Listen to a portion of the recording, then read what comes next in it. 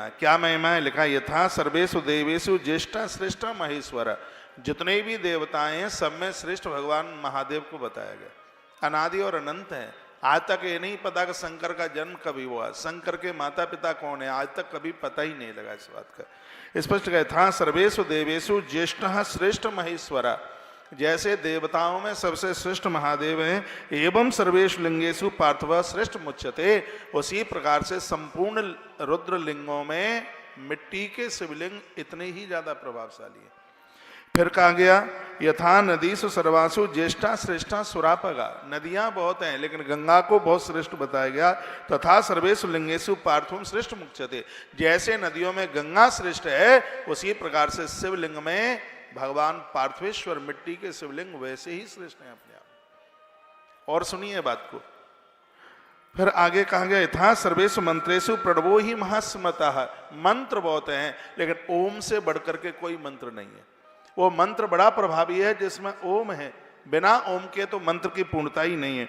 जिस प्रकार से प्रणव में, प्रणव का अर्थ क्या होता है?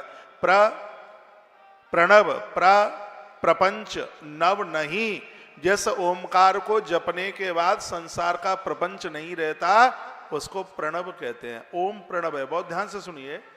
जैसे ओमकार का आप जप करते हैं इसके द्वारा संसार का प्रपंच न रहे।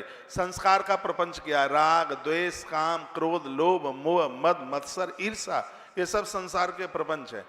लेकिन ओमकार का जप करने से संसार का प्रपंच समाप्त हो जाता है, इसलिए इसका नाम है प्रणव है। कहा प्रणव में जैसे ओम बड़ा सिद्ध है उसी प्रकार से भगवान शंकर के शिवलिंग में पार्थिव पूजा उसी प्रकार से अपने आप में विशेष है। क्या मेरी भाषा आपकी समझ में आ रही है? मेरी आवाज पीछे तक आ रही है? हाथ उठा के बताइए। धन्यवाद। आगे कहा गया यथा सर्वेषु वर्णेषु ब्राह्मण श्रेष्ठ उच्यते, जैसे वर्णों में ब्राह्मण सबसे श्रेष्ठ है तथा सर्वेषु लिंगेषु पार्थवम श्रेष्ठ मुच्यते, जैसे वर्णों में ब्राह्मण श्रेष्ठ है उसी प्रकार से शिवलिंग में पार्थवेश्वर उसी प्रकार से अपने आप में अति श्रेष्ठ है। मिट्टी के शिवलिंग रोज नहीं आप बना सकते हैं तो सावन के 30 दिन बनाइए। रोज नहीं आप बना सकते हैं तो आप प्रदोष वाले दिन बनाइए। रोज नहीं आप बना सकते हैं तो आप सोमवार को बनाइए, आद्रा नक्षत्र में बनाइए। लेकिन साल में कुछ दिन आप मिट्टी के शिवलिंग, आज मैं पूरी विधि बताऊंगा आपको कैसे मिट्टी के शिवलिंग बनाए जाते हैं, कैसे इनका पूजन किया जाता है। माताओं का तो पंडाल पूरा ही भर गया है, लेकिन पीछे से खड़े मत होइए, एकदम पीछे तक बैठना है। और फिर भी जगह ना बचे तो बीच की गैलरी में बिठा देना। आगे लिखा गया है कि यथा पुरीसु सर्वासु काशी श्रेष्ठतमा स्मृता, कहा गया है कि भगवान शंकर के तीर्थों में काशी सबसे श्रेष्ठ है। आप इधर देखिए, कार्यकर्ता लोग पूरा ध्यान रखेंगे, कोई भी श्रोता वापस नहीं जाना चाहिए। उतनी गर्मी भी नहीं है, पंडाल के बाहर भी कारपेट बिछी हुई है तो वहां भी फिर आप बैठ पाएंगे। माताओं को भी कहूंगा पुरुषों का पूरा पंडाल जब्त मत कर लेना, क्योंकि पुरुष लोग अभी रास्ते में आ रहे हैं, इनको बैठने को जगह मिलेगी, क्योंकि वो सब काम धाम निपटा करके आते हैं तो उनके लिए भी जगह थोड़ा बचा करके रखिएगा। कार्यकर्ता ध्यान देंगे। आपका ध्यान थोड़ा इधर हो तो कथा में बहुत आनंद आएगा। लिखा है कि जैसे काशी बहुत श्रेष्ठ है उसी प्रकार से मिट्टी के शिवलिंग पार्थिव शिवलिंग उसी प्रकार से श्रेष्ठ है। आज की कथा इतनी अद्भुत है, 5 बजे आप कहोगे महाराज जी थैंक यू, आनंद आ गया। आज की कथा नहीं छोड़नी है बिल्कुल भी। दुकानदारी ये सब कुछ चलता रहेगा लेकिन आज की कथा नहीं मिलेगी सुनने के लिए। यथा व्रतेषु सर्वेषु शिवरात्रि व्रतम परम, आपका ध्यान इधर हो। व्रतों में भगवान महादेव के व्रतों में शिवरात्रि से बड़ा कोई व्रत नहीं है, कोई व्रत नहीं है। पूरे वर्ष भर सोमवार का व्रत किया जाता है, एक प्रदोष किया जाता है, फल एक बराबर है, एक बराबर। एक प्रदोष का इतना पुण्य है। पूरे वर्ष भर आप सोमवार का व्रत करें और एक प्रदोष का व्रत करें, फल एक बराबर है। पूरे वर्ष भर आप प्रदोष का व्रत करें, कृष्ण पक्ष में पड़ने वाली एक मासिक शिवरात्रि का व्रत करें, फल एक बराबर है। पूरे वर्ष भर की मासिक शिवरात्रि का व्रत करें और 365 दिन भगवान का प्रत्येक दिन महारुद्राभिषेक करें, उसका जितना फल है वर्ष में एक महाशिवरात्रि का व्रत करने का उतना ही फल है। ऐसा इसी शिव महापुराण में लिखा है। 26 तारीख को शिवरात्रि पड़ रही है। जो 24 घंटा निराहार रह लेता है उसको 12 ज्योतिर्लिंग यात्रा का फल प्राप्त होता है। इसी ग्रंथ से मैं बोल रहा हूं। 365 दिन, एक दिन में 4 बार महादेव का अभिषेक करने का फल 365 दिन प्राप्त होता है। 4 पैर का, 4 बार का। सुबह भक्ति देने वाला अभिषेक होता है, दोपहर संकल्प पूर्ति वाला होता है, शाम को शांति देने वाला होता है, और रात्रि का महारुद्राभिषेक है वो नोट के बंडल देने वाला होता है। शंकर की पूजा, इसलिए 4 पूजन को बड़ा प्रमुख बताया उसको। तो क्या सुंदर श्लोक यहां वर्णन किया है वो मैं आपके बीच में निवेदन कर रहा हूं। कहा गया यथा व्रतेषु सर्वेषु शिवरात्रि व्रतम परम। कहा गया है कि तथा सर्वेषु लिंगेषु पार्थवम श्रेष्ठ मुच्यते। जैसे महादेव के व्रतों में शिवरात्रि का व्रत बहुत श्रेष्ठ है, उसी प्रकार से पार्थिव पूजा, मिट्टी के शिवलिंग पर पूजन करना, इसको अति श्रेष्ठ माना गया, बहुत ज्यादा विशेष माना गया। यथा देवीषु सर्वेषु शैवी शक्ति परास्मृता तथा सर्वेषु लिंगेषु पार्थवम श्रेष्ठ मुच्यते। शक्तियों में दुर्गा की पूजा सबसे श्रेष्ठ है, उसी प्रकार से शिवलिंगों में पार्थिव शिवलिंग सबसे श्रेष्ठ बताया गया। प्रकृतम पार्थवम लिंगम योनि देवम प्रपूजेत श्रिया भवति सा पूजा स्नान दानादिकम व्रता। जो पार्थिव लिंग का निर्माण करने के बाद किसी अन्य देवता की पूजा करते हैं तो उसकी वह पूजा तथा स्नान दान आदि सब कुछ सब असफल हो जाता है। इसका मतलब क्या है? इसका अर्थ यह है कि सब देवताओं को पूजने के बाद में फिर मिट्टी के शिवलिंग बनाकर उनका पूजन कीजिए। उनके पूजा के बाद में किसी भी देवता की पूजा नहीं होती। ऐसा यहाँ इसमें वर्णन किया गया है। और भी कुछ बातें कही गई हैं। क्या कहा गया है? यथा लब्धोपचारी भक्ति सिद्धा समतई पूजित पार्थिव लिंगम सर्व कामान सिद्ध। मिट्टी के लिए शिवलिंग संपूर्ण पुण्य फल दे देते हैं। एक बात और निवेदन की गई है, मिट्टी के शिवलिंग बनाते हैं तो उसमें पंचायतन पूजा का निषेध बताया गया है। मिट्टी के शिवलिंग में मिट्टी के गणेश बनाने के लिए मना किया गया, इसमें कार्तिकेय बनाने के लिए मना किया, इसमें नंदी बनाने के लिए मना किया। और इसमें देखिए, समझ लीजिए कौन बताएगा ये बातें तुम्हें। ऐसे मिट्टी के शिवलिंग है जिसमें सिर्फ शिवपिंडी के ऊपर ही पूजन होता है। ये अध्याय विद्येश्वरी संहिता का अध्याय नंबर 19 श्लोक नंबर 18, 19, 20, 21 इन श्लोकों में वर्णन किया गया। इसमें स्पष्ट वर्णन किया गया है कि जो मिट्टी के आप शिवलिंग बना रहे हैं, इसमें पूरे शिव पंचायतन की बनाने की बिल्कुल भी आवश्यकता नहीं है।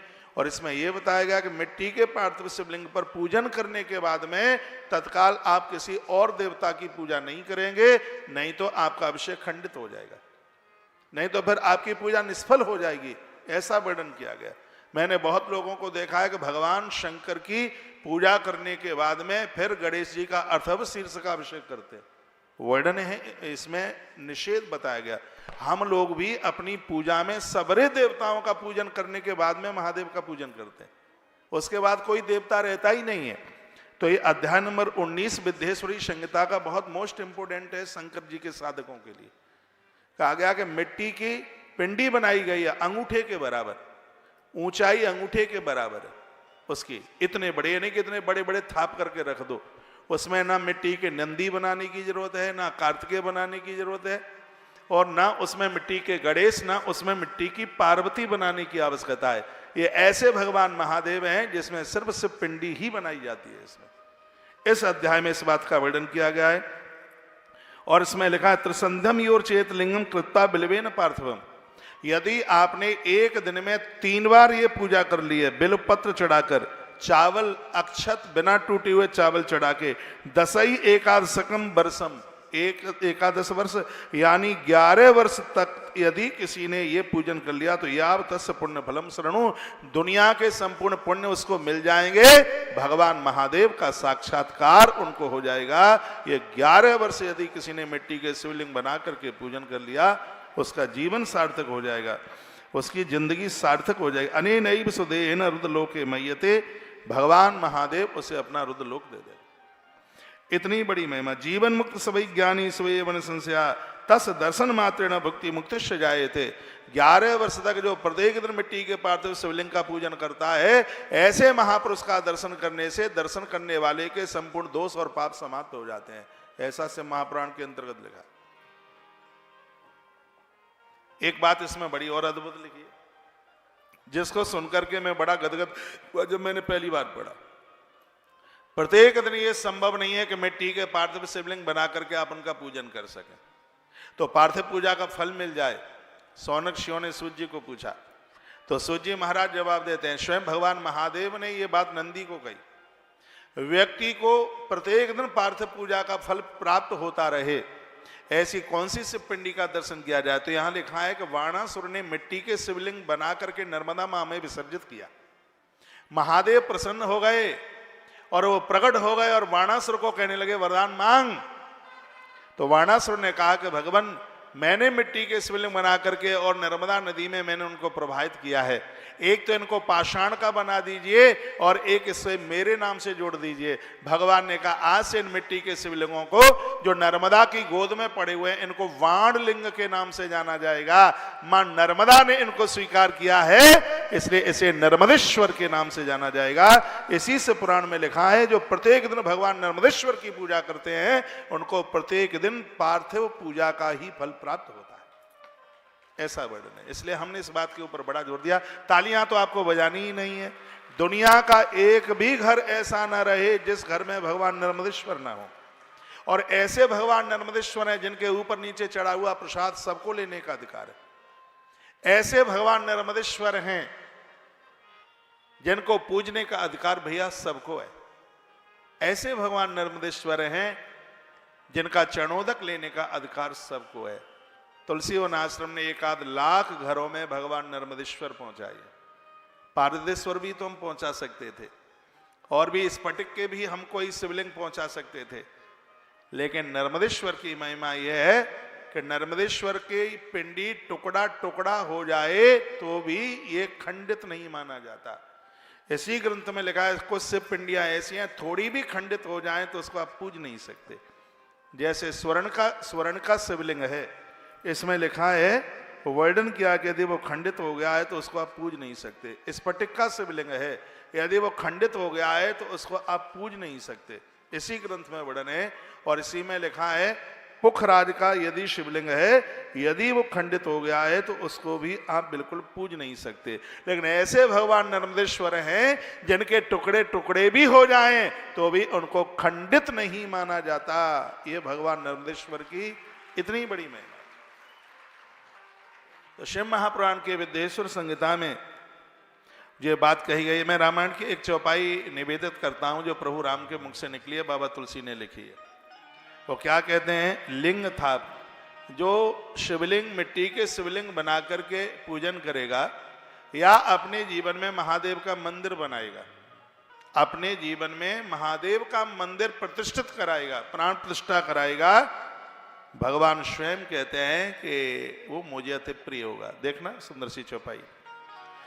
लिंग थाप विधि बत कर पूजा, लिंग थाप विधि बत कर पूजा, शिव समान प्रिय मोहि न दूजा, लिंग थाप विधि बत कर पूजा, लिंग थाप विधि बत कर पूजा, शिव समान प्रिय मोहि न दूजा, लिंग थाप विधि बत कर पूजा, शिव समान प्रिय मोहि न दूजा। भगवान कहते हैं कि इस दुनिया में उससे प्रिय मुझे कोई दूसरा नहीं हो सकता जिसने महादेव की पिंडी की स्थापना कराई है। जो प्रत्येक दिन भगवान शंकर का महारुद्राभिषेक करते हैं, भगवान नारायण कहते हैं वो मुझे अपने प्राणों से प्रिय है। मैं आप सबको आग्रह पूर्वक निवेदन करूंगा, भगवान शंकर गंगा जल से अति प्रसन्न होते हैं। जो धोखे से भी शिव के ऊपर प्रत्येक दिन गंगा जल चढ़ा दें, भोलेनाथ उसे सायुज मुक्ति दे देते हैं। आपके घर में कोई बुजुर्ग हैं, कोई बूढ़े हैं, साल 2 साल के मेहमान हैं, एक गिलसिया में गंगा जल भरो, उसमें एक बेलपत्र डालो, उसमें कुछ जल डालो, गौ माता का कच्चा दूध डालो, काले तिल और उसमें डालो, एक उसमें कोई फूल डालिए, और घर में कोई बुजुर्ग है मरणासन है, उनका हाथ लगवाइए, प्राण प्रतिष्ठित मंदिर में वह गंगा जल चढ़ा दीजिए। इससे क्या मिलेगा? स्वयं भगवान प्रभु राम के शब्द हैं, इससे क्या मिलेगा? वो कहते हैं कि जो गंगा जल आने चढ़ावे, जो गंगा जल आने चढ़ावे, तो सायोज मुक्ति नर पावे। जो गंगा जल आने चढ़ावे, जो गंगा जल आने चढ़ावे, सो सायोगे मुक्ति नर पावे। जो गंगा जल आने चढ़ावे, सो सायोग मुक्ति पर पावे। जो भगवान महादेव के ऊपर गंगा जल चढ़ाते उन्हें सायुज्य मुक्ति मिलती। बहुत बड़ा पुण्य है, बहुत बड़ा फल है। ग्रंथ तो यह कहता है जिसने शिव पर गंगा जल चढ़ाया, मृत्यु के समय में पांव में कांटा लगे उसे इतना भी कष्ट नहीं होता। ये महिमा भगवान शंकर की है। शंकर के पुजारी नारायण को मानिए, नारायण के पुजारी महादेव को मानिए, हरि हर की पूजा कीजिए अपने घर में। नर्मदेश्वर रखते हैं तो भगवान सालग्राम भी रखिए। कितनी सुंदर बात कही, शंकर प्रिय मम द्रोही, शिव द्रोही मम दास। ये सब भगवान कहते हैं, शंकर प्रिय मम द्रोही, शिव द्रोही मम दास, ते नर करहि कल्प भर घोर नरक में बास। क्या कहा है भगवान ने? मेरा द्रोही है, महादेव का भक्त है, या महादेव का भक्त है मेरा, या महादेव का द्रोही है मेरा भक्त है, तो उसे मुक्ति नहीं मिलेगी। उसे 1 कल्प वर्ष तक उसको नरक की यातना का भुगतान करना पड़ेगा। 1 कल्प कितना समय होता है जानते हैं आप? कलयुग की उम्र है 4,32,000। आपका ध्यान मेरी तरफ हो। द्वापर की इससे दूनी है, त्रेता की इससे 3 गुनी है, सतयुग की उम्र इससे 4 गुनी है।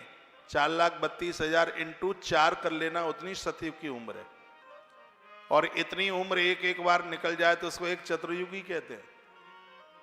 और यही 4 युग 1000 बार निकल जाए तो उसको एक मनवंतर कहते हैं, एक मनवंतर। और ये मनवंतर 72 बार निकल जाए तो उसको एक कल्प कहते हैं। यदि किसी ने हरि और हर की निंदा की है तो उसको इतने वर्षों के लिए नरक भोगना ही पड़ेगा, कोई बचा नहीं सकता। इसलिए मेरा आग्रह पूर्वक निवेदन है, चाहे आप हरि के भक्त हों, हर की निंदा मत कीजिए। आप महादेव के भक्त हैं, हरि की निंदा मत कीजिए।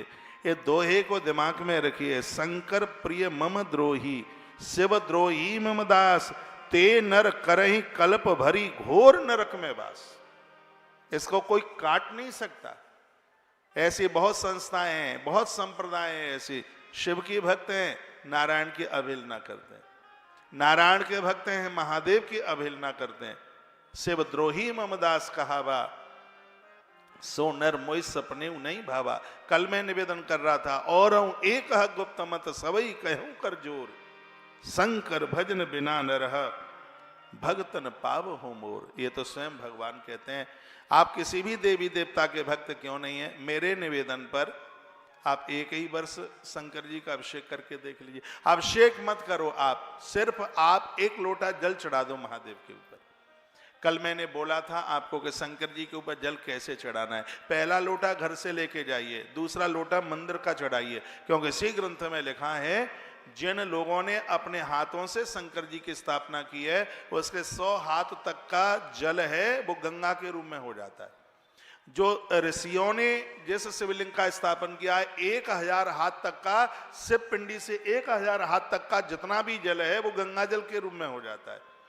और जो स्वयंभू हैं, जो अपने आप प्रकट हुए हैं, शिव पिंडी के 4000 हाथ तक, 4000 हाथ ऐसे, 4000 हाथ ऐसे, 4000 हाथ ऐसे, वहां का जो जल है वो साक्षात शिव गंगा के रूप में हो जाता है। तो एक लोटा जल घर से लेकर के जाओगे, वो जल आपके पुरखों को तृप्त कर देगा, और शिवालय से एक लोटा जल लोगे वो संपूर्ण देवताओं को तृप्त कर देगा। मैं तो 2 लोटा चढ़ाता हूं जल, एक अपने घर से लेके जाए। लेकिन आप तो ऐसे हैं, शिव पिंडी भी मंदिर की, बाल्टी भी मंदिर का, मग्गा लोटा भी मंदिर का, पानी भी मंदिर का, तुम्हारा कुछ भी न लगे, हाथ हलाते हुए जाते हैं, लप लाई लप, लप लाई लप, लप लाई लप।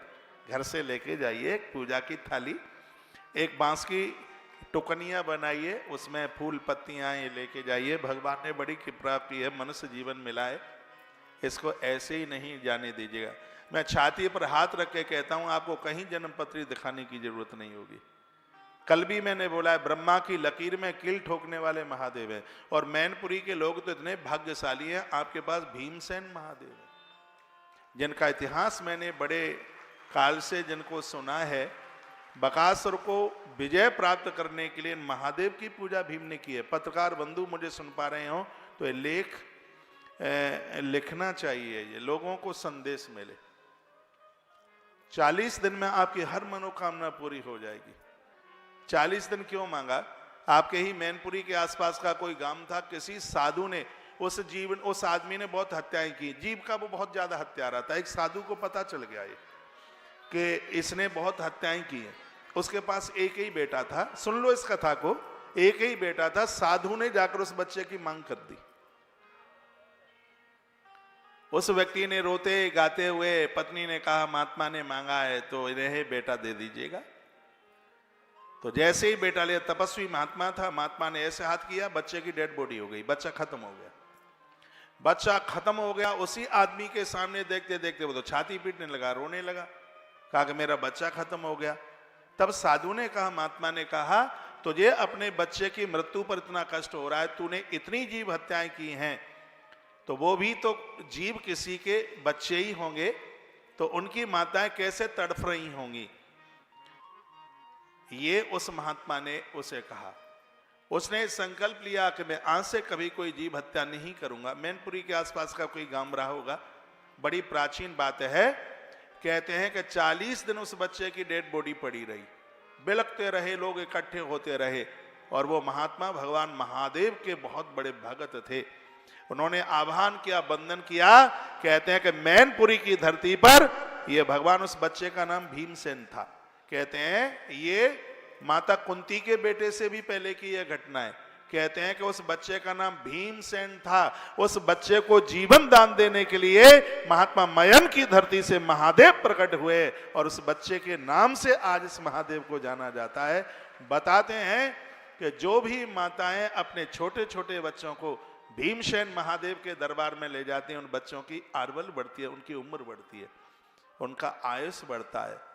तो ऐसी धरती पर हम भगवान भीमसेन के चरणों में इस कथा को सुन रहे हैं। शिव के प्रति पूरी श्रद्धा रखिए। 2 दिन बाद शिवरात्रि आ रही है, एक भी कोई व्यक्ति ऐसा ना रहे जो एक लोटा जल भगवान भीमसेन महादेव के ऊपर न चढ़ाए। मैं तो पूरा रात भर 4 अभिषेक करूंगा। मेरा भाग्य है कि मेरी 2025 की शिवरात्रि बाबा भीमसेन के चरणों में निकलेगी। 4 पहर की पूजा करें। अनादिकाल का शिवलिंग है, अनादिकाल का, अनंत काल का है ये महादेव। अद्भुत है, बहुत अद्भुत है। मैं प्रसंगों को थोड़ा सा और आगे के लिए बढ़ाऊं, मैं थोड़ा थोड़ा रोज बोलता रहूंगा। जीवन मुक्त सभी ज्ञानी स्व एवं संशया, तस दर्शन मात्रेण भक्ति मुक्ति से जाए थे। जो भगवान शंकर का प्रत्येक दिन दर्शन करते हैं उन्हें भुक्ति यानी संसार के भोग और मृत्यु के बाद उन्हें मोक्ष मिल जाता है, इसमें कोई संशय वाली बात नहीं है। गुड़ेना प्रसाद शिवलोक को तिष्ठति सकाम पुनरागत राजेंद्रो भारते भवेत। जो पार्थिव शिवलिंग का निर्माण करके जीवन पर्यंत नित्य उनका पूजन करते हैं और शिवलोक को प्राप्त करते ही हैं, वर्णन है। और अंत में उन्हें भारत की भूमि में जन्म लेने का सौभाग्य प्राप्त होता है। यहाँ बड़ी अच्छी बात कही है, शंकर का पुजारी भारत में ही पैदा होता है। यह श्लोक 24 नंबर का श्लोक है, अध्याय 19 विद्येश्वरी संहिता प्रमाणित करती है। भगवान महादेव कहते हैं कि जो मेरी पूजा करेगा नंदी, उसको जन्म भारत की धरती पर ही मिलेगा। ये ऐसी अद्भुत बात यहाँ कही गई। मैं श्लोक बोल रहा हूं, सकाम पुनरागत्या राजेंद्रो भारते भवेत। वो धरती पर, भारत की धरती पर ही आकर के जन्म लेता है। भगवान शिव के पुजारी के लिए कहा गया, निष्काम पूजे नित्यम पार्थम लिंगम उत्तमम शिवलोके सदा तिष्ठे तस् सायुज्य मा पुण्यात। कहा गया निष्काम भाव से भगवान महादेव के शिवलिंग, मिट्टी, शिवरात्रि आ रही है, दिन में तो आप मिट्टी के शिवलिंग बनाकर उनका पूजन करना, विसर्जन कर देना, कोई सरोवर वगैरह हो, नदी तो नहीं होगी तो जलाशयों में आप उसे विसर्जित कर देना, नहीं तो एक परात में पानी भर लें, उसमें विसर्जित कर दें, फिर उसको कहीं किसी पेड़ में डाल दीजिएगा, ऐसा आप कर सकते हैं। और रात्रि के समय में आप भगवान को हो सके तो 4 पैर की पूजा कर लेना। इसके लिए मैंने 5 वीडियो डाली हैं हमारे चैनल पर, जुड़ करके वो आप सुन सकते हैं, समझ सकते हैं। पार्थिवम शिवलिंगम च विप्रो यदन पूज्येत। यदि यहाँ ब्राह्मण लोग बैठे हैं, सुन लो, काफी संख्या में बैठे हैं, लिखा है, सुनिए, पार्थिवम शिवलिंगम च विप्रो यदन पूज्येत। लिखा है कि ब्राह्मण के घर में जिसने जन्म लिया, ब्राह्मण के घर में जन्म लेकर जिसने भगवान शंकर की यदि उसने पार्थिव पूजा नहीं की, वर्णन किया गया है कि ऐसा ब्राह्मण नरकगामी होगा, उसे कोई बचा नहीं पाएगा। ये पूजा तो चारों ही वर्णों के लिए है। मैं तो उसे पूरा ब्राह्मण मानता ही नहीं जिसका जनेऊ नहीं हुआ है। मैं तो उसे पूरा ब्राह्मण मानता ही नहीं जो गायत्री नहीं जपता। ब्राह्मण के 6 कर्म हैं, विद्या पढ़ना, विद्या पढ़ाना, दान लेना तो दान देना, यज्ञ करना, यज्ञ कराना। ग्रंथ कहते हैं कि जब तक प्राण नहीं निकल जाए तब तक उसके तकिया से धार्मिक ग्रंथ दूर ना हो। पक्का ब्राह्मण तो वही है। ब्राह्मण बहुत पूज्य है, ब्राह्मण बहुत वंदनीय है, बहुत प्रणाम करने के लायक है, लेकिन ब्राह्मण उन गुणों के साथ तो जिए। ब्राह्मण एक जाति ही नहीं, ब्राह्मण एक तत्व है। कहते हैं जिस धातु से भगवान विष्णु शब्द बनता है उसी धातु से ब्राह्मण शब्द बनता है। ऊपर के लोकों का मालिक नारायण है तो धरती के लोक का मालिक ब्राह्मण है, वो अपने ब्रह्मत्व को ना खोए। कहते हैं कि इंद्र के कठोर वज्र से व्यक्ति बच सकता है, कहा जाता है शंकर के त्रिशूल से बच सकता है, कहा जाता है कि भगवान नारायण के सुदर्शन चक्र से बच सकता है। यदि तपस्वी ब्राह्मण ने यदि कोई बोली बोल दी, रायफल की गोली से बच सकता है, लेकिन तपस्वी ब्राह्मण की बोली से नहीं बच सकता। इंद्र कुलिश ममसूल विशाला, काल दंड हर चक्र कराला, जो इनकर मारा नहीं मरही, विप्र रोष पावक सोई जरही। पौआ खोरों की बात नहीं कर रहा हूं, खांटी ब्राह्मण की बात कर रहा हूं। असली ब्राह्मण जो अपने सत्कर्म के साथ में जीवन जीता, ऐसा ब्राह्मण। इस धरती को आगे बढ़ाने के लिए चारों वर्णों का एक बहुत बड़ा योगदान रहा है। ब्राह्मण संस्कार देता है, क्षत्रिय रक्षा करता है। और सच मानिए यदि इस धरती पर क्षत्रिय न होता, जैसे छाता वर्षा से बचाता है उसी प्रकार से क्षत्रिय हमारे प्राणों की रक्षा करता है। क्षत्रियों का बहुत बड़ा योगदान रहा है, आज से ही नहीं, बहुत अनादिकाल से। समाज में इन चारों चीजों की आवश्यकता है, शिक्षक, रक्षक, पोषक और सेवक। आप देखने, आप इधर सुनिए, देखिए इधर, ब्राह्मण शिक्षक है, क्षत्रिय रक्षक है। जिस गांव में, जिस क्षेत्र में क्षत्रिय लोग रहते हैं, ग्रंथ कहते हैं वो क्षेत्र अपने आप में सुरक्षित रहता है। कहते हैं कि क्षत्रियाणी नारी की छाती में सिंगनी का दूध होता है, शेरनी का दूध होता है, और उसकी कोख से जन्म लेने वाला जो बच्चा है, दुश्मन कभी उसकी पीठ को नहीं देख सकता। मैंने गरुड़ पुराण में पढ़ा है, एक योगी, एक सन्यासी जिस दिव्य लोक को प्राप्त करता है, क्षत्रिय का बच्चा धर्म को बचाने के लिए युद्ध करता हुआ मौत को प्राप्त होता है, तो उसके पिंडदान और तर्पण की जरूरत नहीं पड़ती, वह उस लोक को प्राप्त होता है। यहाँ क्षत्रियाणी माताएं बैठी हुई हैं, तुम शेरनी हो, दूध शेरनी का होना चाहिए। जैसे ब्राह्मण का एक बेटा कम से कम पंडित बने, तो आपका एक बेटा कम से कम सिपाही बने। उसकी दिवाली होली सीमा पर जाकर के वो उसकी दिवाली मने। यदि धरती पर क्षत्रियाणी नहीं रहेंगी तो रक्षा कैसे होगी। तीसरे नंबर पर आता है वैश्य समाज। इन वैश्यों का योगदान हमेशा से धरती के ऊपर रहा है। भामाशाह की कथा पढ़ते हैं, उस जमाने में जिस समय महाराणा प्रताप की सेना भूखों से तिल मिला रही थी, उस समय वैश्य समाज से जन्म लेने वाले भामाशाह चल करके आए और उस जमाने में उन्होंने 25 लाख रुपए का सहयोग किया था। उस टाइम पर उन्होंने सब खजाना खोल दिया। उस समय संतों ने गुरुहाओं से निकल के कहा था, ऊपर आकाश नीचे धरती रहेगी, तब तक वैश्य समाज में जीने वाले इस भामाशाह का नाम रहेगा। आज भी जब कोई दानी चल करके आता है तो क्या कहा जाता है, वो तो बहुत बड़ा भामाशाह है। ये बात आपको माननी पड़ेगी। वैश्य समाज ने, बढ़िया समुदाय ने ये धरती के लिए हमेशा से किया है। अपने बच्चों को भूखा रखा होगा, लेकिन उन्हें समाज में जब भी कोई धर्म सदकर्म, यज्ञ, अनुष्ठान, आयोजन, मठ मंदिरों की जरूरत पड़ी रही होगी, तब हमेशा से वैश्य समाज आगे चल करके आया है। एक बार ताली बजा सकते हैं इन चारों समाजों के लिए। ब्राह्मण ने शिक्षा दी है, क्षत्रिय ने रक्षा की है, वैश्य ने लोगों के पेट में खुराक डाली है। इसलिए कहा जाता है कि ब्राह्मण मुख है, क्षत्रिय भुजा है, वैश्य उदर है, तो कनिष्ठ वर्ण के लोग परमात्मा के चरण हैं। इन्होंने शिल्प विद्या के द्वारा बहुत कुछ समाज को दिया है। चौथे वर्ण का बहुत बड़ा योगदान रहा है, बहुत भारी योगदान रहा है, शब्दों में जिसको बयानित नहीं किया जा सकता। चारों वर्ण बहुत प्रशंसा के पात्र हैं। तो यहां भगवान महादेव कहते हैं, हे नंदी, मेरी पूजा करने का अधिकार चारों वर्णों को है। जितना ब्राह्मण को अधिकार है, उतना ही अधिकार चौथे वर्ण में जन्म लेने वाले चौथे वर्ण के व्यक्ति को उतना ही अधिकार है। चारों वर्णों के लोग यहाँ पर बैठे हैं। मैं कहूंगा, जाति बिरादरी से ऊपर उठ करके एक मनुष्यता और एक मानवता के लिए जीवन जीना, वही जिंदगी होगी। सितारा टूट जाने पर भी आकाश बाकी। अच्छे लोग कभी नहीं मरते। आगे की गैलरी में बिठा दीजिए लोगों को, आगे की गैलरी में बिठाइए, फिर कल कुछ करते हैं, आगे आगे बिठा दें, बिल्कुल आगे से। लेकिन जो वहां बैठे हैं वहीं बैठे रहें। जो एक्स्ट्रा लोग हैं उनको कार्यकर्ता लोग ध्यान देंगे। एक बार जयकारा लगाइए, बोले शंकर भगवान की जय हो, श्री हनुमान जी महाराज की जय हो, जय जय श्री राधे, जय जय श्री राधे श्याम।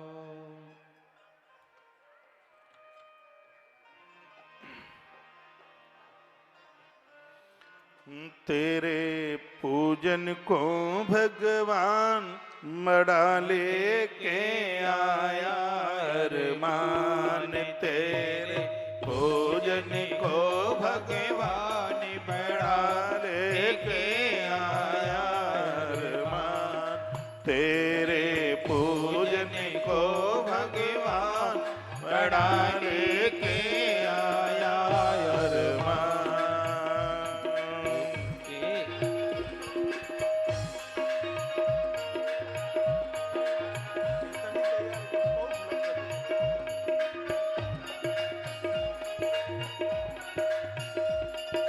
एक बार दोनों हाथ उठा के हर हर महादेव।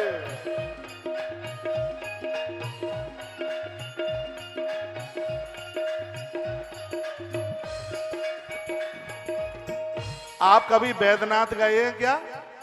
बैद्यनाथ दुनिया का सबसे बड़ा मंदिर है, जहां एक दिन में लाखों लाखों कावड़ चढ़ती है। 120 किलोमीटर दूर से गंगा जल ला करके, सुल्तानगंज से जल ला करके बाबा बैजनाथ के ऊपर चढ़ाया जाता है। इस साल मेरी वहां कथा हुई थी शिव महापुराण की, तो ये पंक्तियां वहीं बनाई थी और ये पंक्तियां हम उनको समर्पित करते हैं। तेरे द्वार पे भीड़ है भारी, दर्शन दे दो अब त्रिपुरारी। तेरे द्वार पे भीड़ है भारी, दर्शन दे दो अब त्रिपुरारी।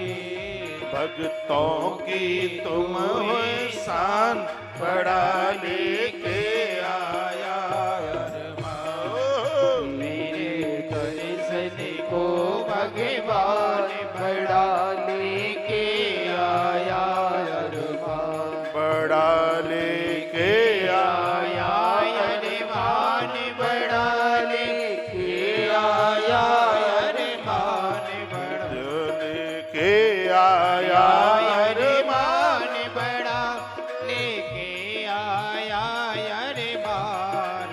तेरे पूजन को भगवान बड़ा लेके आया अरमान।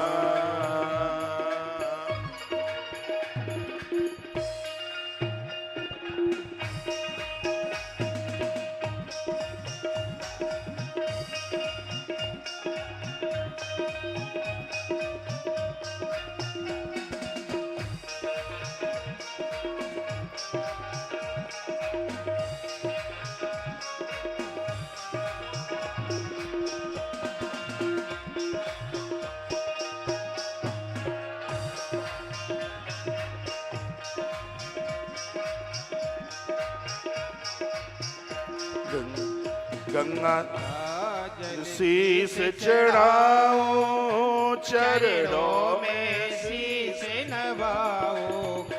गंगा जल शीश चढ़ाओ, चरणों में शीश नवाओ। जीवन कर दो तेरे नाम, बड़ा लेके आया अरमान।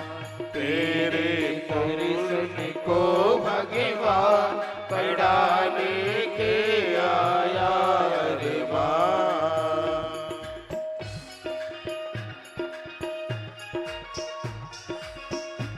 हर हर महादेव।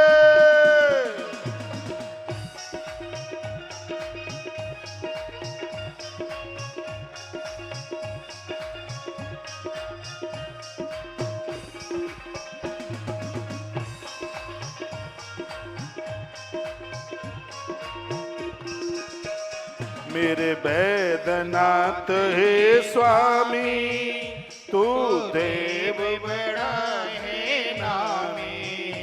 मेरे वैद्यनाथ हे स्वामी, तू देव बड़ा है नामी।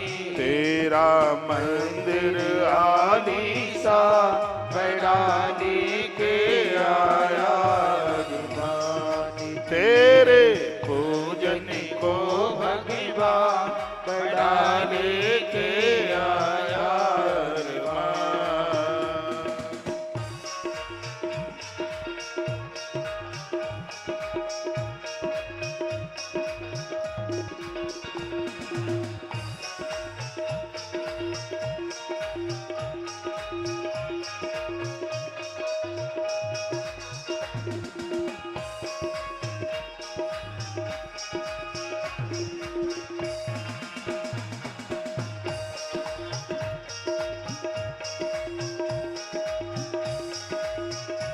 लंकेश्वर ने तुझे पूजा, ऐसा देव नहीं है दूजा। लंकेश्वर ने तुझे पूजा, ऐसा देव नहीं है दूजा। कौशिक के जीवन प्राण बड़ा लेके आया अरमान। तेरे पूजन को भगवान बड़ा लेके आया अरमान। तेरे पूजन को भगवान बड़ा लेके आया। हर हर महादेव। पूजन को भगवान बड़ा लेके आया अरमान। दर्शन को भगवान बड़ा लेके आया अरमान। तेरे पूजन को भगवान बड़ा लेके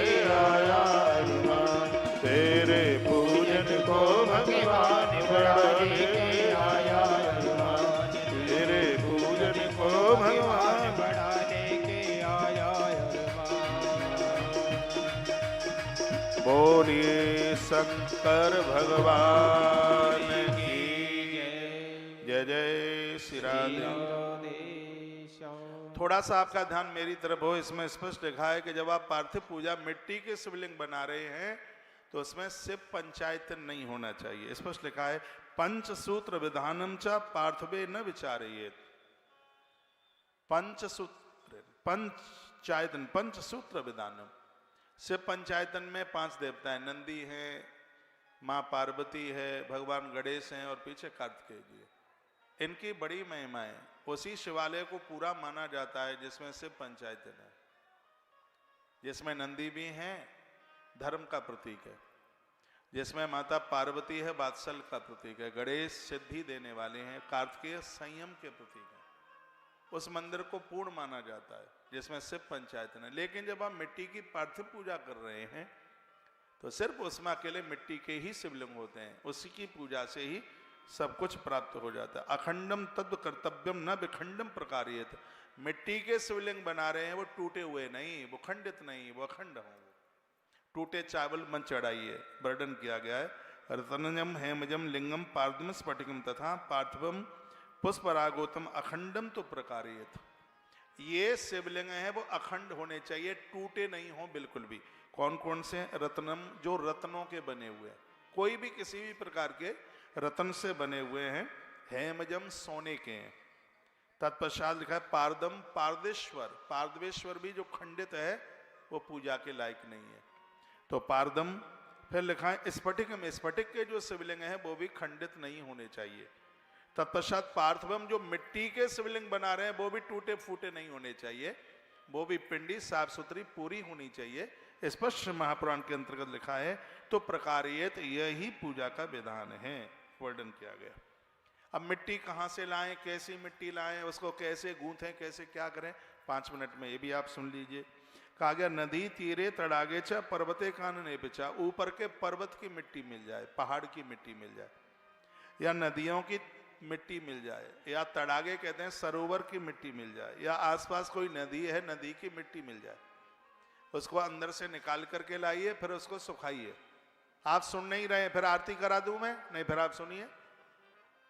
उसको सुखाइए, सुखाने के बाद बारीकी पीसिए उसको, फिर उसको छानिए, छानिए उसको। फिर कहा गया है कि उसको शुद्ध प्रदेश संभूता, जहां उसको मार रहे हैं वो स्थान, गूंथ रहे हैं वो स्थान शुद्ध होना चाहिए। उसमें गंगाजल डालिए, उसमें उसको गूंथ करके मिट्टी को ठीक से कर लीजिए। फिर उसमें थोड़ा राख का सहयोग लेकर के फिर अंगूठे के बराबर बराबर शिव पिंडियां बनाइए। शिवलिंगम प्रकल्पेता सावधान तया ध्वजा। शिवलिंग बनाते समय किसी से बात ना करें। लिखा है इसमें ओम नमः शिवाय मंत्र का जप करें, ऐसा वर्णन किया गया है। और वो ओम नमः शिवाय भी अपने मन मुताबिक नहीं, लिखा है नमः शिवाय मंत्रेण अर्चना द्रव्यम च प्रोक्षयेत। ओम नमः शिवाय आप जप रहे हैं, आप फूल पत्तियां जो भी कुछ चढ़ाते हैं, ओम नमः शिवाय जप के आप चढ़ाइए, भगवान उसको स्वीकार करेंगे। भूर शीत मंत्रेण क्षेत्र सिद्धम प्रकारेत। लिखा है जिस स्थान पर ओम नमः शिवाय मंत्र का जप होता है वो स्थान सिद्ध हो जाता है। उस स्थान पर काशी की ताकत आ जाती है, काशी की शक्ति आ जाती है, जिस जगह पर ओम नमः शिवाय मंत्र का जप होता है। ऐसा शिव महापुराण के अंतर्गत यह वर्णन किया गया है, ओम नमः शिवाय। और वो भी गुरुजनों से सुन करके। कैसे पूजा करेंगे? लिखा है यान रुद्रेण मंत्रेण संचारित उपवेशनम। कुछ भी नहीं आता है तो ओम नमः शिवाय आप जप सकते हैं। पहले प्रार्थना कीजिए, आह्वान कीजिए, कहिए कि भगवान मैं आपका आह्वान करता हूँ, इस पिंडी में आप पधारिए। नमोस्तु नीलगिरिवायति पाद्यम अनुनाहारित। मैं आपको चरण धोऊंगा, मैं आपको स्नान कराऊंगा। भगवान इस पिंडी में आपका मैं आह्वान करता हूँ, आप पधारिए। सबसे पहले जल के छींटे लगाइए, जो आप पूजा कर रहे हैं जल के छींटे के। तत्पश्चात में पंचामृत है तो 5 चीजें डालिए, दूध, दही है, घी है, शहद और चीनी। फिर उसके ऊपर से जल डाल दीजिए। फिर कलावा डालिए, कलावा रख दीजिए ऊपर। कलावा रखने के बाद चंदन लगाइए, रोली लगाइए। लोग कहते हैं महादेव को रोली नहीं चढ़ती, और मैं कहता हूं कि महादेव को रोली चढ़ती है 100%। लोग कहते हैं महादेव को तुलसी नहीं चढ़ती, मेरी व्यासपीठ कहती है महादेव को तुलसी चढ़ती है 1,00,000%। महादेव को तुलसी चढ़ाने से जितना पाप लगे वो सब मेरा, और महादेव को तुलसी चढ़ाने से जितना पुण्य लगे वो सब आपका। महादेव को तुलसी चढ़ाने से धरती के संपूर्ण भोग मिल जाते हैं। मैं आपको कंफ्यूज नहीं करूंगा। ये देश में लाखों लोग हमारी बातों को सुनते हैं और उसके ऊपर विश्वास करते हैं। हम आपको कंफ्यूज नहीं करेंगे। शंकर जी को तुलसी चढ़ती है। प्रदोष की तो पूजा ही पूरी नहीं होती जब तक तुलसी मंजरी ना चढ़ाएं भगवान शंकर जी के ऊपर। ये सगरी बातें इस ग्रंथ में लिखी हैं। दीप मंत्रेण वा संभोर नीराजन विधिम चरेत। कोई भी पूजा दिया जलाए बिना लगती नहीं है, इसलिए दीपक जरूर जलाए, दिया जलाए। इसमें वर्णन है कि भोग लगाएं। भोग भगवान शंकर को सिंगाड़े की लपसी का भोग लगता है। वर्णन है इति ध्वाता संपूज्या पार्थम लिंग उत्तमम जपेत पंचाक्षरम मंत्रम गुरु दत्तम यथाविधि। इस मंत्र को गुरु मुख से सुन करके तब ही जपिए। जैसे औषधि लेने के लिए डॉक्टर का परामर्श जरूरी है, उसी प्रकार से मंत्र को जपने के लिए एक गुरु की आवश्यकता है। गुरु तत्वदर्शी हो। गुरु का अर्थ होता है जो शिष्य का गौरव बढ़ा दे, उसे गुरु कहते हैं। गुरु का मतलब है जो शिष्य का गौरव बढ़ा दे, उसे गुरु कहते हैं। तो शिष्य का मतलब क्या है? जो गुरुदेव के अनुशासन में रहे उसे शिष्य कहते हैं। जब गुरु और शिष्य का ऐसा संबंध होता है तो परमात्मा ऊपर के लोक में नहीं, भगवान मृत्यु लोक में प्रकट होता है। ऐसा शिव महापुराण साक्षी है इसके लिए। स्तुति विश्व देवेशम स्तोवीता प्रणम सुंदव। स्तुति करें, भगवान को वंदन करें, प्रणाम करें। टूटी फूटी जो भी आपकी आवाज है, सिरादे कैमरे पे पहुंची, सिरादे। भगवान को कहिए अज्ञाना धति बाज्ञाना जब पूजाधिकम मया कृतम तदस्तम सफलम कृपया तब शंकरा। हाथ जोड़ करके भगवान को कहिए प्रभु हम तो अज्ञानी, हम तो कुछ जानते नहीं है, मुझसे टूटी फूटी जो भी पूजा हो रही है आप करा रहे हैं। वेद ही पुराणी सिद्धांत ही में वेद पुराण के सिद्धांतों को हम तो कुछ जानते ही नहीं है। भगवान बस इतनी सी प्रार्थना है, यदि हमसे कोई त्रुटि हो गई है तो अपने बच्चे समझ करके हमें क्षमा कर दीजिए। तदा प्रदक्षिणाम कुर्या। बड़ी अच्छी बात कही गई है, बहुत ध्यान से सुनिए। पूजा के तत्पश्चात में प्रदक्षिणा कीजिए। यदि शंकर जी के मंदिर में अंदर से परिक्रमा कर रहे हैं तो आधी परिक्रमा लगाइए। कभी भी पानी जहां गिरता है उस स्थान को लांगा नहीं जाता, ऐसा इस ग्रंथ में लिखा हुआ है। बाहर मंदिर से परिक्रमा कर रहे हैं तो महादेव की पूरी परिक्रमा लगाइए। अंदर शिवलिंग के पास से कर रहे तो आधी परिक्रमा लगाइए। महादेव की परिक्रमा आधी लगती है, दुर्गा मैया की परिक्रमा एक लगती है, एक परिक्रमा लगती है। गणेश जी की 3 परिक्रमा लगती हैं, भगवान विष्णु की 4 परिक्रमा लगती हैं और सूर्य नारायण की 7 परिक्रमा लगती हैं। ऐसा विधान है। परिक्रमा करने से क्या होता है? मंदिर में दर्शन करने से भी परिक्रमा का ज्यादा विधान है। बहुत ध्यान से सुनिए। मंदिर में प्रवेश करते हैं तब घंटा बजाया जाता है, मंदिर से बाहर निकलते हैं तो घंटा नहीं बजाया जाता, याद रखिएगा। मंदिर में प्रवेश करें उस समय घंटा बजाइए। देहली पर, मंदिर की देहली पर पाम नहीं रखिए, क्योंकि वहां नरसिंह देव भगवान का वास होता है। हमेशा मंदिर की देहली को लांग करके अंदर जाया जाता है। पाम धो करके, कुल्ला करके शुद्ध भाव से मंदिर में प्रवेश कीजिए।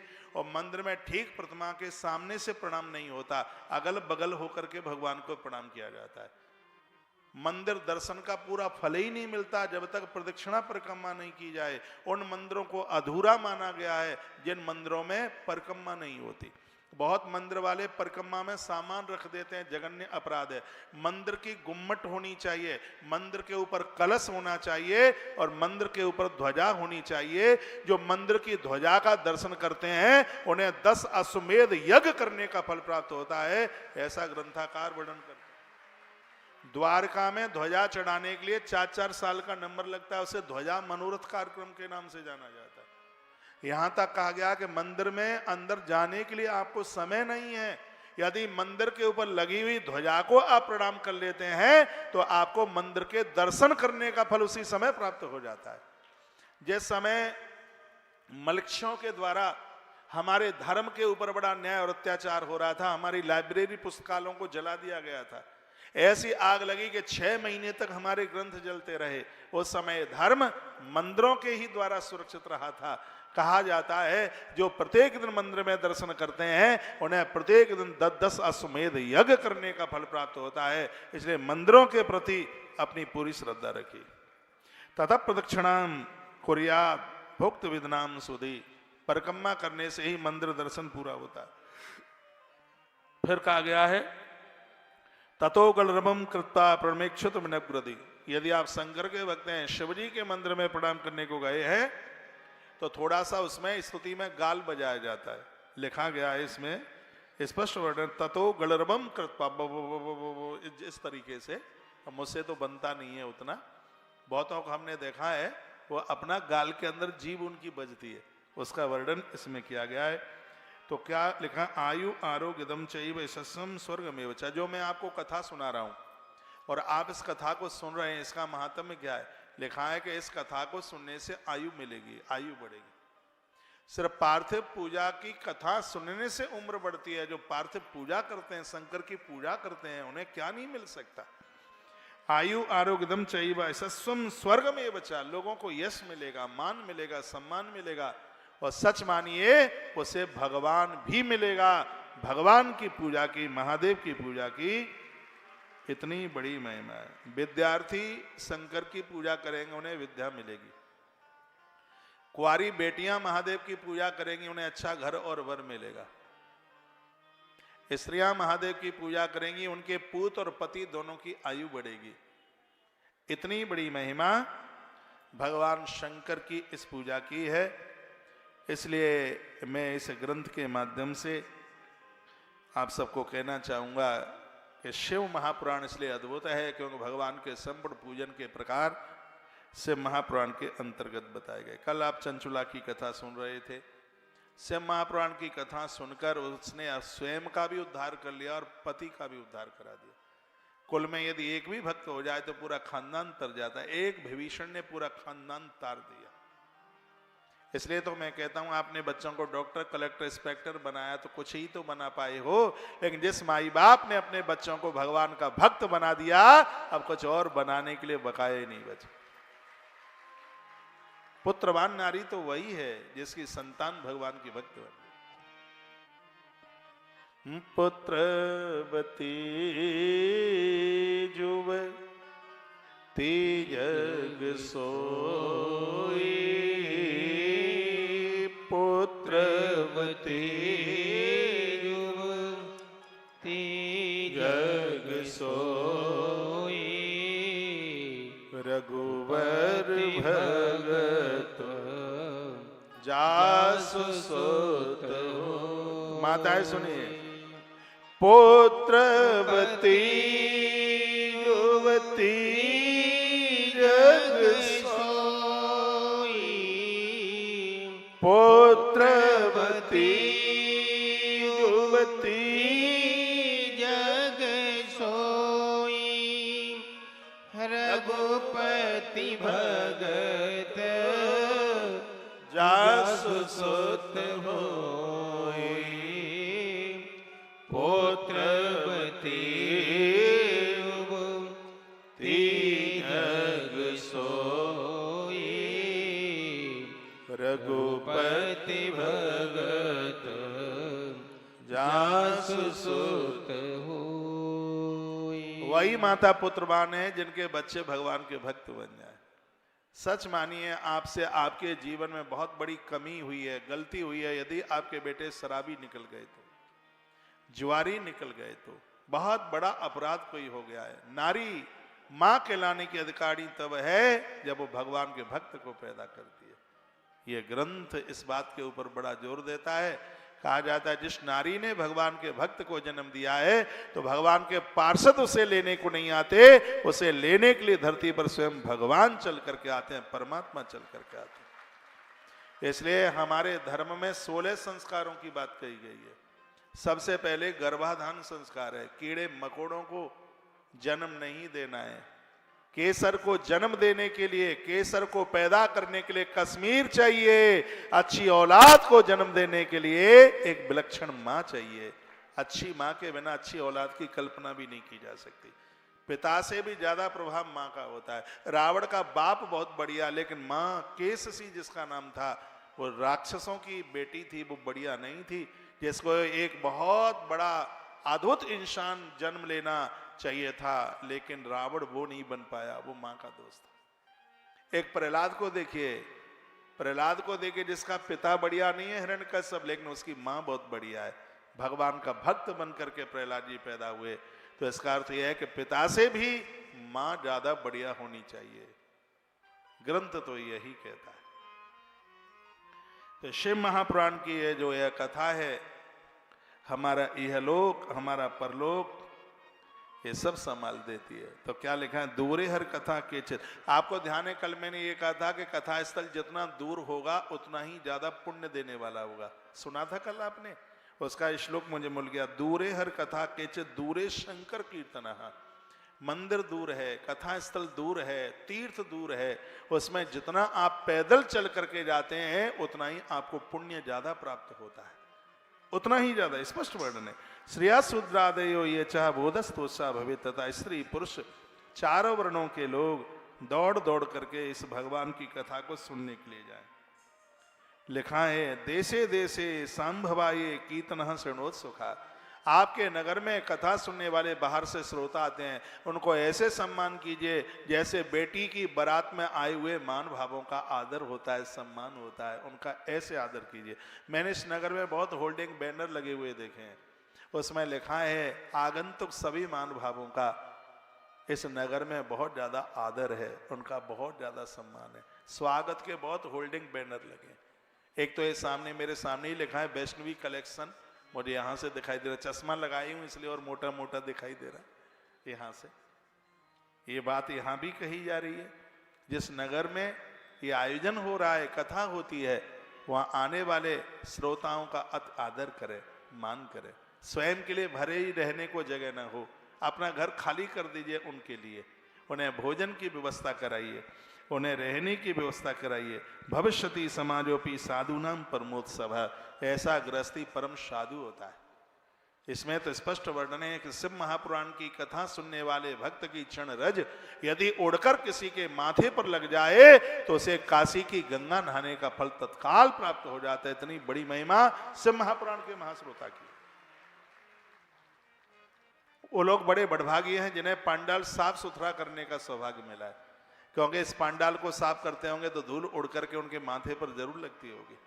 तो मैनपुरी में रहते ही उनकी काशी की यात्रा पूरी हो जाती है। यदि मैं गलत बोल रहा हूं तो मेरी बात को कोई काट के बताए, इसमें प्रमाण ही है, सब वर्णन किया है, कहा गया है। श्रीमत्स्य पुराण बहार पानाय चादरात आयांतरम भवतंशा कृपया प्रेम तत्पर। श्री शिव महापुराण की रसमयी कथा का श्रवण करने हेतु आप लोग प्रेम पूर्वक शीघ्र पधारने की कृपा करें, ऐसा निमंत्रण पत्र लोगों को भेजें। यदि समय का अभाव है तो प्रेम पूर्वक एक दिन के लिए ही पधारें, आपको निश्चय ही आना चाहिए, क्योंकि हम इस कथा में आपकी बांट जोड़ रहे हैं, आपका इंतजार कर रहे हैं, क्षण भर के लिए ही आप आए। लिखा है कि शिव महापुराण की कथा में आंख का पलक ऊपर से नीचे गिरे इतनी देर के लिए भी कोई आके बैठ जाए तो महादेव की अभूतपूर्व कृपा है। शंकर की कृपा के बिना कोई महादेव के पंडाल में आकर के, महादेव के पंडाल में आके उसकी कृपा के बिना नहीं बैठ सकता। तीर्थ में वास करने से जो पुण्य प्राप्त होता है, शंकर के पंडाल परिसर में रात्रि को सोने से उतने फल की प्राप्ति होती है। वो तो साक्षात काशी है वो स्थान, जहां भगवान के उन श्रोताओं के भक्तों के चरण पड़े हैं, वो साक्षात अपने आप में तीर्थ है। पूरा अध्याय इस बात को कहता है। शिवालय च तीर्थे वा बने वापि ग्रहित हवा कार्यम से पुराण से श्रवणा स्थलम उत्तमम। पूछा गया कथा के लिए कौन सी जगह ज्यादा अद्भुत है, पूछा गया है कथा के लिए कौन सी जगह ज्यादा बढ़िया है। कहा गया कि गौ खिरक में कथा कही जाए वो बड़ी शुभ है, बढ़िया है। देवालयों में कथा कही जाए वो बड़ी शुभ है। नदियों के किनारे कथा कही जाए वो बहुत शुभ है। पर्वत के ऊपर कथा कही जाए वो बहुत शुभ है। समुद्र के किनारे कथा कही जाए वो बहुत ज्यादा शुभ है। और शक्ति के सानिध्य में, इसमें शक्ति शक्तिवान शब्द लिखा है, उसके सानिध्य में यदि ये कथा कही जाए तो वो बहुत ज्यादा शुभ है, ज्यादा कल्याणकारी है। मैनपुरी की भी कथा कल्याणकारी है, क्योंकि शक्ति माता शीतला मां के चरणों में बाबा भीमसेन देव के चरणों में कथा हो रही है, इसलिए इस कथा का फल अपने आप में बहुत अद्भुत है, अनंत गुना है। एक बार बोलिए हर हर महादेव, हर हर महादेव, घर घर महादेव, हर घर महादेव। जय शिवालये च तीर्थे वा बने वा गृहीत वा कार्यम से पुराण से श्रवणास्थलम उत्तम। जहां कथा हो वहां लोगों को आने जाने में दिक्कत न हो। लिखा है विशाल वसुधा, वो स्थान लंबा चौड़ा होना चाहिए। आप यहाँ आए, आपको कोई दिक्कत तो नहीं है, नीचे कोई कंकड़ पत्थर तो नहीं छिदरा है, गलीचा गुदगुदा बिछा है, परेशानी तो कोई नहीं होगी। जिस जगह पर यहाँ देखो, आप मानो या न मानो तो आपकी इच्छा की बात है। पूछा गया है कि श्रोता कथा सुनता है, कथा से पाप कटते हैं, तो फिर पाप चले कहाँ जाते हैं, ये भी पूछा है। तो कहा गया है जो कथा में आने वाले लोगों को रोकते हैं, पाप उनके पास जाते हैं। जो वक्ता की आलोचना, श्रोता की आलोचना करते हैं, ये पाप उनके पास जाते हैं। मेरी बात को हंस के मत निकालना। जो कथा में धूम्रपान करते हैं, ये पाप उनके पास जाते हैं। जो कथा में लोगों की चोरी करने के लिए आते हैं, सामान चुरा के लेके जाते हैं, ये पाप उन लोगों के ऊपर लद जाते हैं। ऐसा भी ग्रंथ में ही कहा गया। इसलिए अपराध न हो जाए, ये मैंने दोनों हाथ जोड़ लिए। मैं प्रार्थना पूर्वक कहूंगा, नशा करके ये कथा नहीं सुनिएगा। लिखा है ते जायते सुकरहा, जो कथा में धूम्रपान करके नशा करके कथा सुनते हैं, ऐसे लोगों को सूकर बनना पड़ता है, सुअर बनना पड़ता है। ये तो इसी ग्रंथ में लिखा है। कथा के नियमों का वर्णन किया। जो लेट करके कथा सुनते हैं, वो अजगर नाम के सांप बनते हैं। जो झूठे मुंह से कथा सुनते हैं, झूठे मुंह से, मैंने तो देखा है, आप ऐसे नहीं हैं, नहीं तो कथा भी सुनते रहते हैं, फोड़ फोड़ के मूंगफली भी खाते रहते हैं। उनके भी अपराध का वर्णन किया है, वो मैं बोलूंगा नहीं, आपको अच्छा नहीं लगेगा। वो क्या बनेंगे, जो झूठे मुंह से जो कथा सुनते हैं।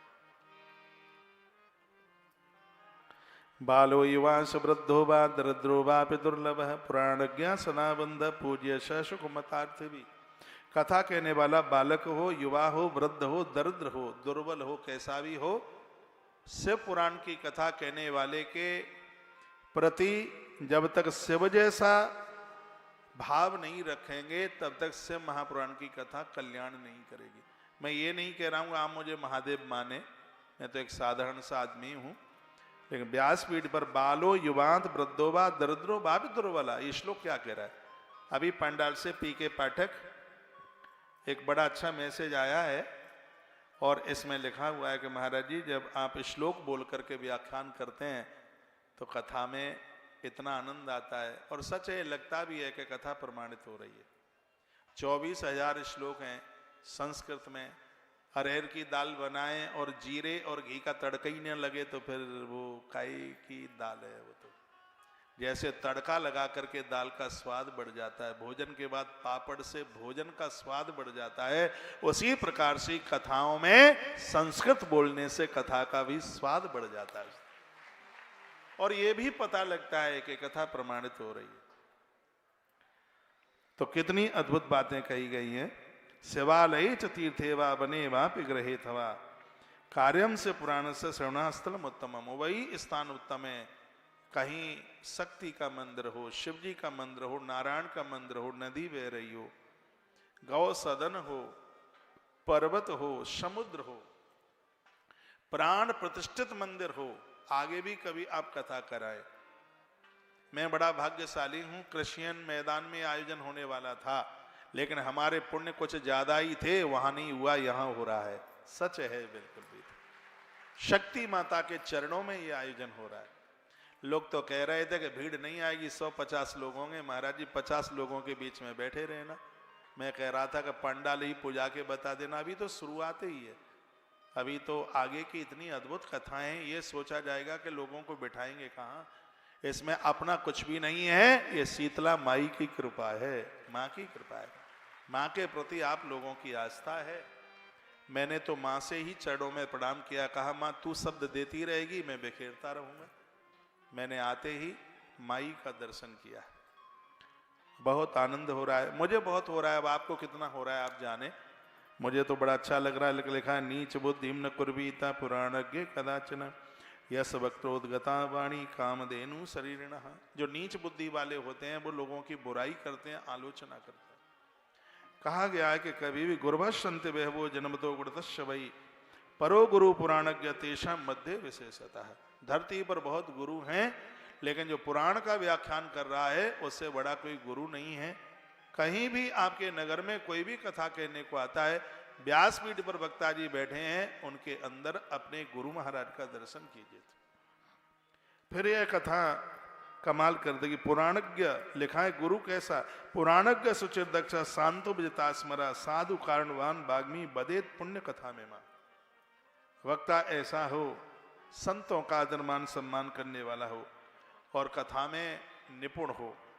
आसूर्योदया आरंभ्य, क्या सुंदर लिखा है, सूर्य निकलने से पहले जागे, पूजा पाठ करे, तीनों कालों में संध्या करे, कथा से पुराण से बाचा सम्यक सुधीमता, अपने मधुर कंठ से एक एक बात को सावधानी पूर्वक श्रोताओं को परोसने का काम करे। ये धूर्ताए च दुर्वत्ताए चाने वितान्वता, जो धूर्त दुराचारी दूसरे से विवाद करने वाले और प्रपंची लोग हैं, उन कुटिल वृत्ति वाले लोगों के सामने कभी भी इस कथा का गायन नहीं करना चाहिए।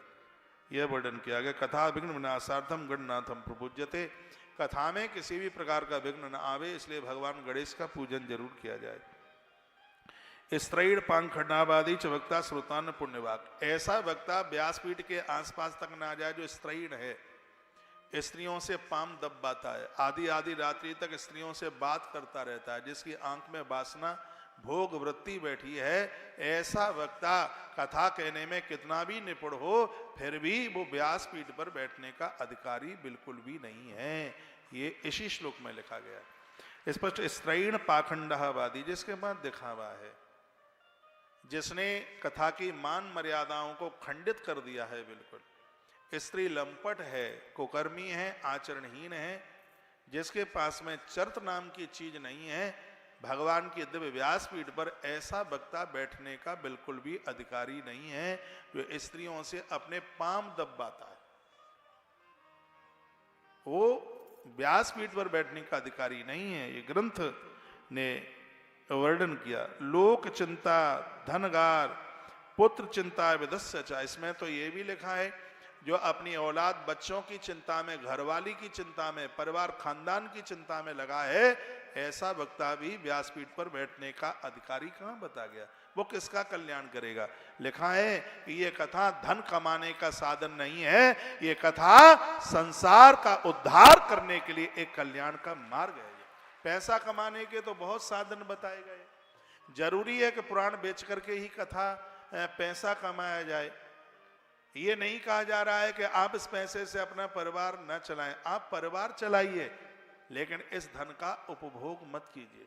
आपके लिए भी अधिकार है कि आपको दक्षिणा में से जो मिला है उसे मंदिर बनवाइए, राज, इसी में लिखा है राजमार्ग बनवाइए, पोखरें बनवाइए, कुआ बावलियां बनवाइए, गौ खिरक गौ सदन बनवाइए।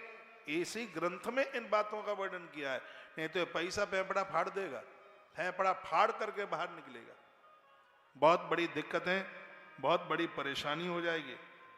और अगले शब्दों में कहा तांबूलम भक्षयंतो वै षण्वीतानाम कथा नरा, जो वक्ता तांबूल खाकर, गुटखा बीड़ी सिगरेट तम्बाकू पी करके कथा कहता है, वह भी व्यासपीठ पर बैठने का बिल्कुल अधिकारी नहीं है। इन नियमों का पालन होना चाहिए। बीड़ी पीने वाला, बीड़ी सिगरेट गुटखा तम्बाकू ये सब खाने वाला व्यसनी वक्ता व्यासपीठ पर बैठने का अधिकारी नहीं है बिल्कुल भी। श्लोक नंबर महात्म्य अध्याय 6 श्लोक नंबर 43 43 नंबर के श्लोक में बात कही।